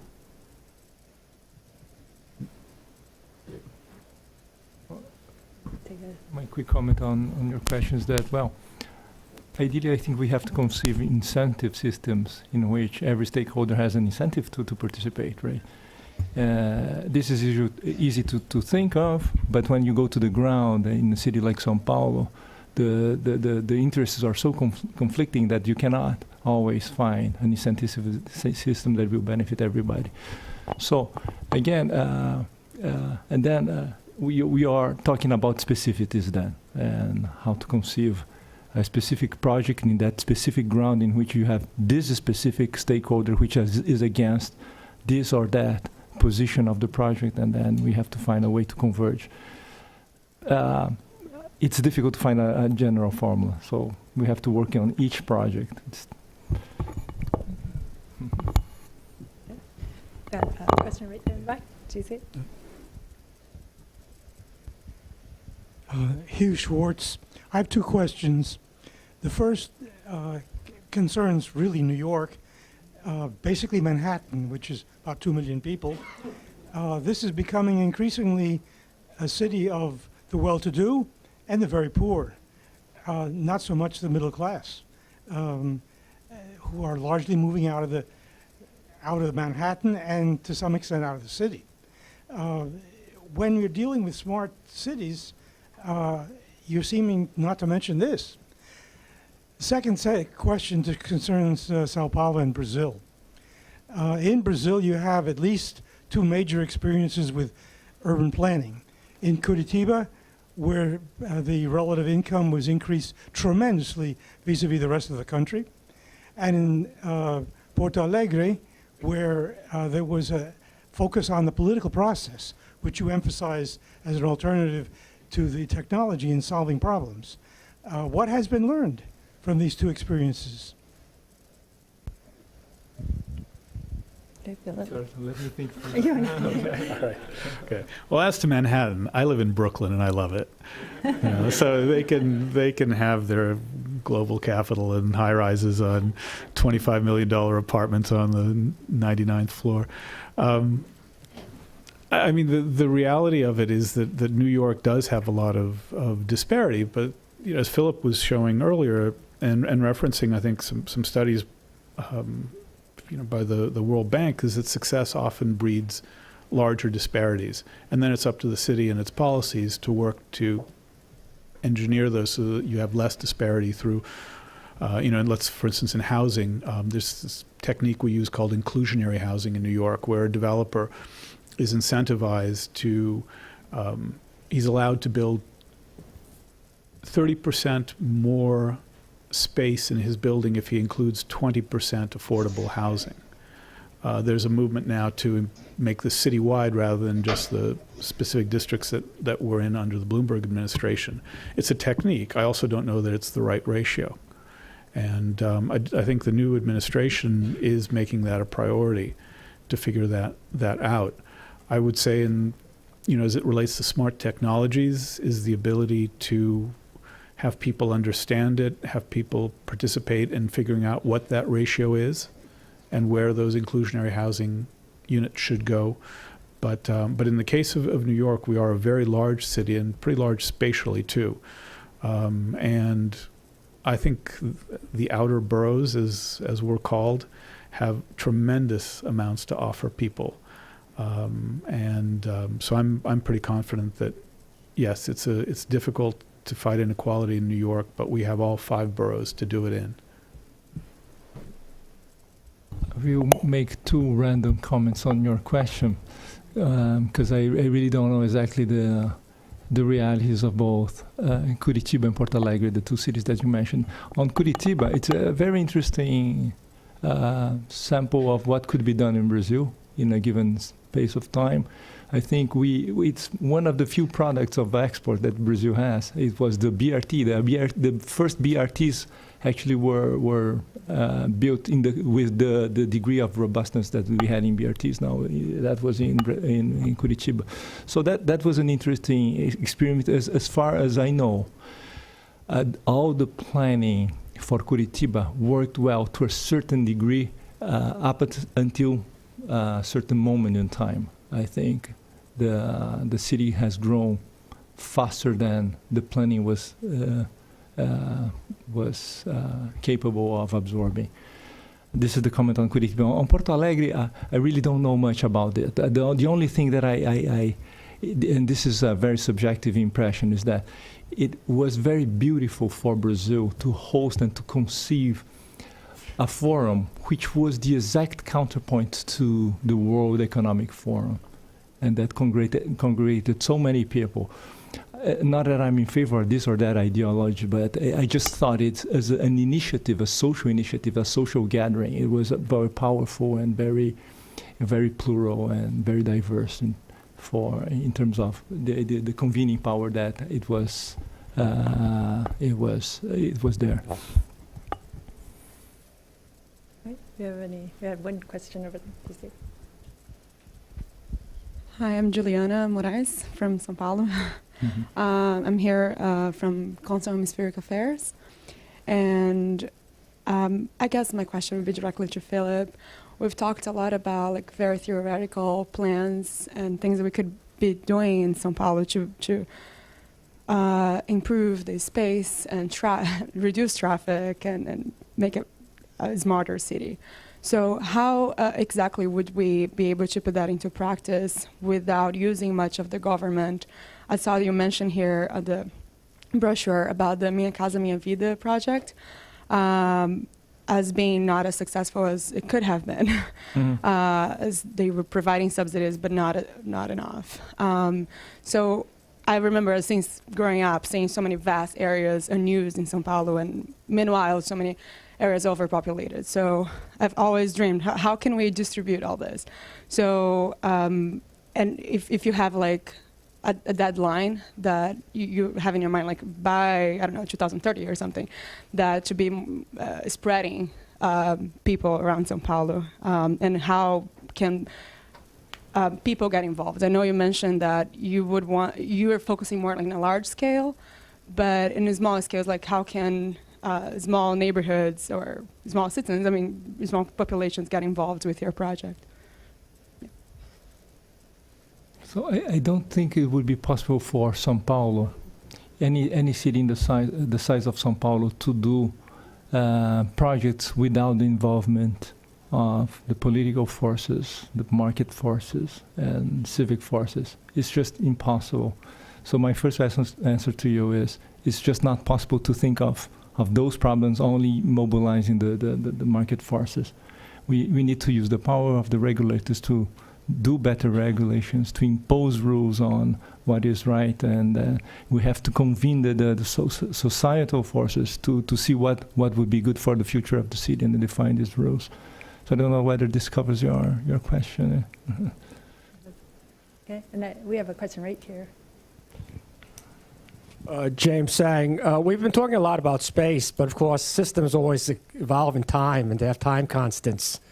In principle, we've talked about how decisions can be made faster, but as Mr. Washburn, as a Washingtonian knows, when they built the expressway, we got stuck with the expressway for 50 years and probably another 20 years. So do smart systems give us, all these smart city ideas, give us any way of, or are there any lessons to be learned on how to create a city that's more flexible and easier to change, so that if a good idea turns out to be bad or evolves into a bad idea, we can undo it in something less than a century? That's a terrific question. And I would like to hope the answer is yes, and I'm trying to think of ways that could be. You know, the model of planning that was in effect when those highways were put in, the urban highways. And Senator Moynihan wrote a terrific paper in the Reporter magazine in like 1951 or something called New Roads and Urban Chaos. And he pointed out that these urban highways were actually inescapable once the financing mechanism was written in the way it was, which is that the federal government would pay 90% and the local government would pay 10%.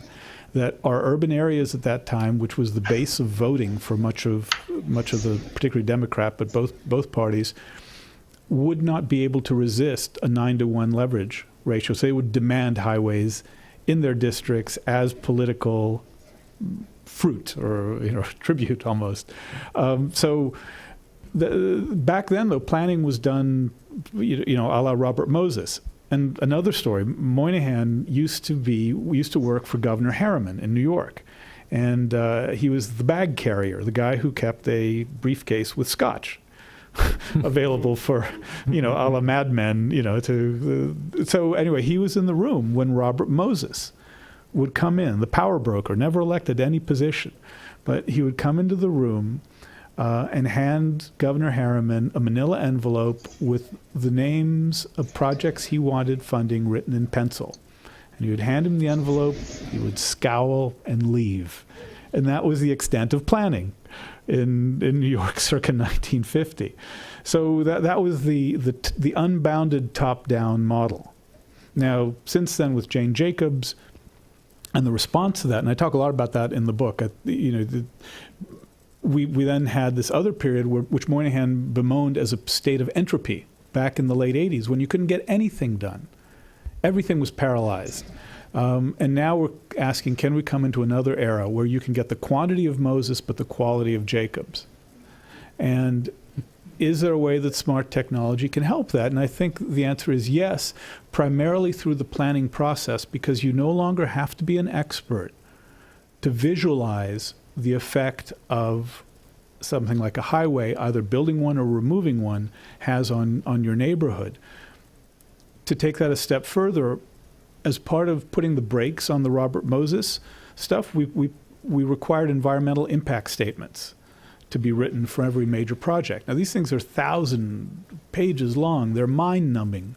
They're called disclosure documents, though. They're built as a way of inoculating yourself from future court challenge to prove that everything was looked at in public. But they serve no purpose for the design. They're post facto.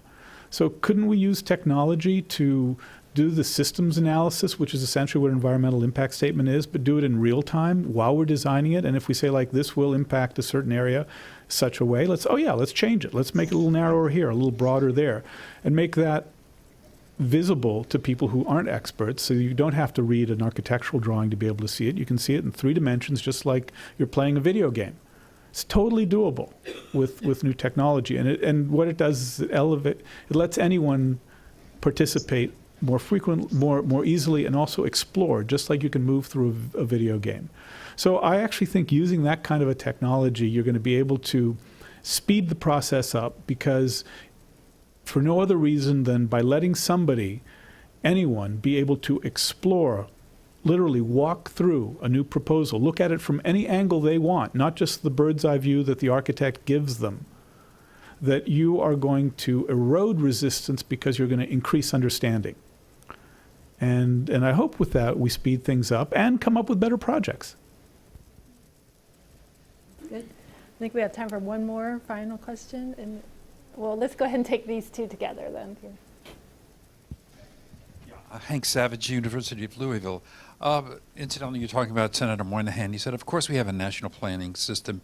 It's called the National Highway Defense Interstate Act, so Highway Act. So that, for him, I think, was a keen insight into how land use really would be shaped in the future. My question is, after listening to you, at least so far as I can understand it, we can adopt technology where there are Pareto optimal effects. It leaves no one worse off than before, leaves some people better off. But many of our solutions call for non-Pareto optimal decisions. Sometimes it just hurts to make the decision. A good example would be containing sprawl, creating green canopies in order to ward off heat. The pressure on decision makers is such that it's very difficult to go ahead and try to contain sprawl or utilize public space to create green canopies. How do we get around that? How do we go ahead and deal with systemic pressures that make it very difficult to adopt certain kinds of technology where it's needed? Sometimes people who get it never do get it. They're still building houses on the sides of mountaintops in California. And we're still building along coastal areas. So how do eventually we get it? That's a real tough question, I understand. But that's why I'm throwing it to you. Okay, and then the last question over there. Hi, my name is Mitchell White. I'm an intern with the Eurasia Center. My question is for all the panelists, and I was just curious if you think that city planners in general, with the idea of the smart city in mind, are just genuinely overwhelmed with priorities. Because 30 years ago, you could think of a smart city and just focus mainly on like the flow of people, the efficiency, the aesthetic. But now there's like a focus on the carbon footprint that you leave, and if your structures and your cities are disaster resistant. So I was just curious, with all of those, do you think that city planners are overwhelmed? Do you think that, or how do you prioritize between mitigating climate disasters and climate change? And is a smart city trying to accomplish too much? Okay, and we're going to squeeze in one more final question.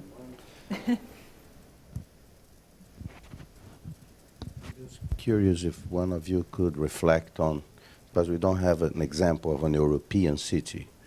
And just my sense is that Europe offers maybe some very interesting examples of, I don't know if they are smart, they're just good cities at right sizes with public transportation, and people walk a lot, and are there any references in Eastern Europe in terms of use of technology to make something that seems to be good already even better?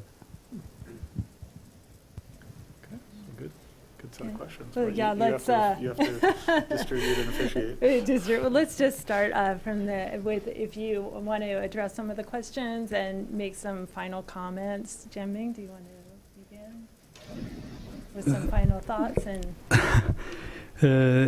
Yeah, I think a lot of questions is very good. It's inspiring to think further.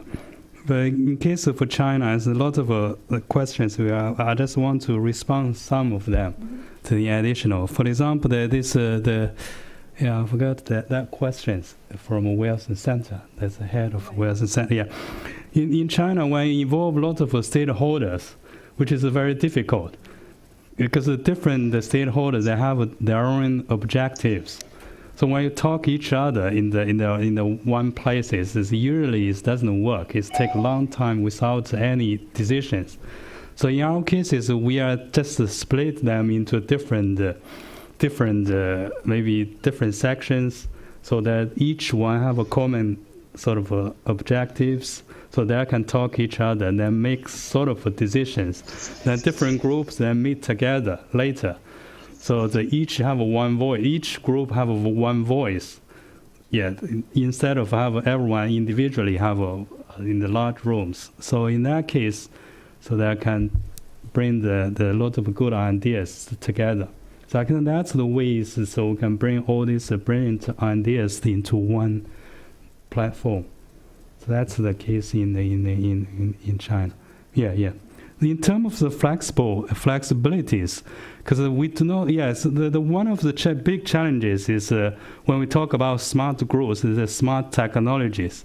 So we never know in the future, maybe even 20 years later, what is the smart technology will be. So it's uncertainties always the big challenges.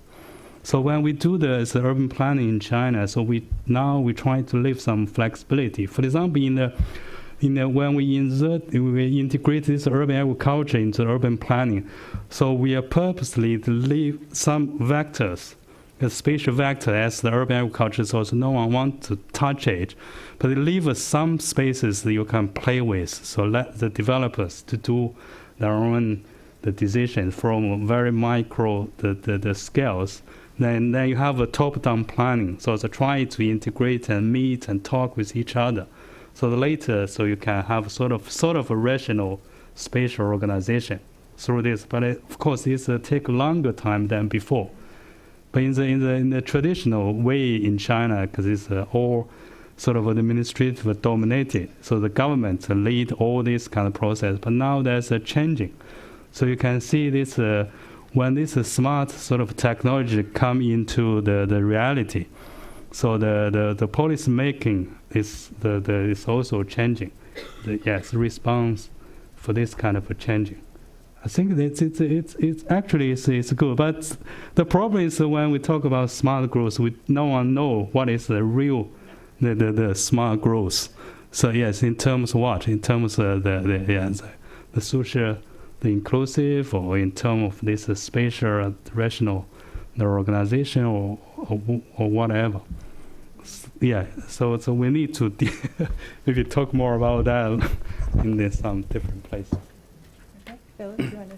Let me make two comments. First one on the question of the gentleman in green. I didn't hear your name. I think it is really overwhelming because for urban planners, because basically I think in the last decades we have an emergence of new variables. So many new variables and so many new stakeholders with stronger voices.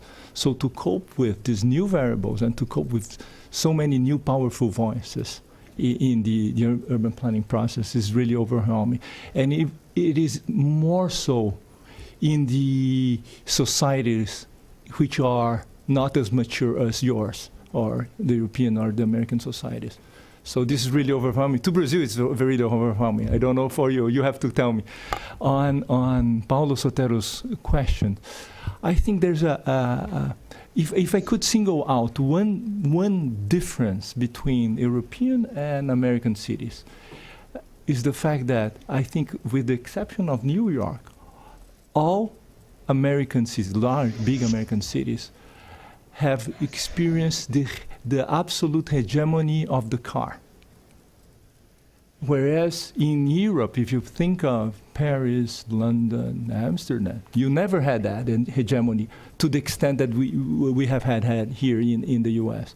So this makes this is just a general comment to single out one single difference that we can extrapolate to other thoughts. Thank you. On the European city question, what I would single out is the issue of growth. That typically most European cities are not growing particularly fast, let's say. So for New York, which is not growing as fast as Sao Paulo, but it's still growing 1 million new New Yorkers in a generation, or we're expecting. How do you grow during climate change? And that actually brings to your question of, for instance, the green canopy. Well, the way we addressed that was when Mayor Bloomberg put out on Earth Day in 2007 something called Plan YC, which was a vision plan. It wasn't a master plan, but it was 135 or so programs that were supposed to address how New York was going to reduce its carbon, make itself more resilient, but the theme was growth during climate change. Now, since then, of course, we've had Hurricane Irene, which was actually a year before Hurricane Sandy, and then Hurricane Sandy. So let me get to your question about how tough it is to be a planner right now. Well, you know, I've spent many years in the Department of City Planning in New York City with 300 fabulous colleagues, you know, most collegial and really, really intelligent people. But, you know, I share your sense of overwhelming. And so what I decided to look at, the lens to look at it, and this is, I can't really see it from here, but it's to look at it through the lens of risk. It's not political. It's simply, what is our exposure? Risk, understand, is probability times consequences. So, you know, many people, that's why people think New Orleans has a higher risk of hurricanes. No, it actually has a lower risk of hurricane than New York. It has a higher probability, but lower consequences because it's a smaller city. And the reason I'm talking about probability and consequences, if you want to lower risk, you're going to have to lower one of those two. To lower probability, that's when you reduce carbon, work towards that. That's great. And I'm glad New York and other cities are doing that. I'm more focused on lowering the consequences. And that's adaptation, that's resilience, that's dealing with climate change that's already occurred. So I think for planners, every city has a different primary risk. For some, it's earthquake. But I like to use that very cold lens of reducing risk as a way of organizing your priorities. And in some cases, it's social cohesion, which is incredibly important in resilience. But it takes a little bit of the, you know, of the emotion out of it, and pays really great dividends if it's done in a coordinated way. Mr. Damodaran, I don't know if you've been able to follow the discussion, if you can hear me, if you want to make some final comments. Can you hear me? Yeah, certainly. Okay. Yeah, absolutely. Can you hear me now? Yes. Yes. Okay. From the one is smarter cities aiming too much? From India's standpoint, I don't think so. Because the physical infrastructure itself requires, a lot to cover. We are talking about how do we really get the best out of the existing infrastructure itself. So, in my opinion, at least from India's standpoint, that question doesn't arise at all. And second, someone asked about, the public and private partnership. It's quite some time back, but I thought it's worth responding from India's standpoint. So for every $1 million invested by the government, I think through the public-private partnership, the private sector definitely invests almost the equal money. Okay, so it is we talk about urban development. The government does only the planning and political support in stable political climate. Then the private sector will invest equal money so that the urban city building is a combined effort. One example that what happened in India is private real estate developer spent money and developed 100,000 residential accommodation, which is from greenfield. He developed it with integrated public safety, transportation, electricity distribution, water distribution, all by himself. He has taken IBM's help in designing a digital master plan to deliver a world-class city for 100,000 residential accommodation. It might appear small, but this is coming up near Mumbai. But this is a contribution from a private sector. So that's the point that I want to leave, that private is very actively contributing to this building of city big. Thank you. Okay, thank you very much, everyone. Thank you to all of our panelists for excellent presentations, and thank you, Mr. Damodaram, for arranging the call-in. And just please join me in thanking everyone.